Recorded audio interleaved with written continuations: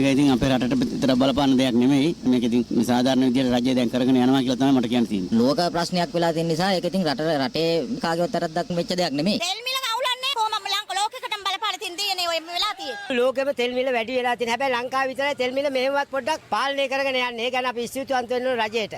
අනුකුමාර පාර්ලිමේන්තුවේලා කතා කරා විතරයි ඊයේ අද රාව වැඩි. නැව මොහොතේ උනාට තෙල් වැඩි වෙනවා. මොකද්ද කරන්නේ ඔකට? අවුරුද්දක් කන්න හම්බෙන්නේ නැහැ. අපේ ජනාධිපතිතුමා කිව්වා මාස දෙකකට තෙල් දිනක කිසිම කලබලයක් නැහැ. කිව්වා නෙමෙයි මොකට ගැහුවා ට්‍රු පෙට්‍රල් ටික මෙහෙම ගණන් යනවනම් එන ටික තව කොහොම ගණන් යයිද කියලා හිතා ගන්න බෑ. මායිට යන මේ අපේ හිටපු ඇමතිතුමායි කොමිෂන් එක තාම දෙනවා ඇතිනේ. විජේසේකර ඇමතිතුමාගේ හොඳටම කෙනා කියලා තමයි කියන්නේ තියෙන්නේ. වෙන නෑ නේද? බොරු කියලා යාවේ බොරු කියනම තමයි. තවත් බොරු තමයි. තෙල් මිල හොඳටම හොඳයි. ගෝඨාභය මහත්තයාගේ කාලෙම වෙච්ච තෙල් මිලම තමයි අද මේ පවතින්නේ.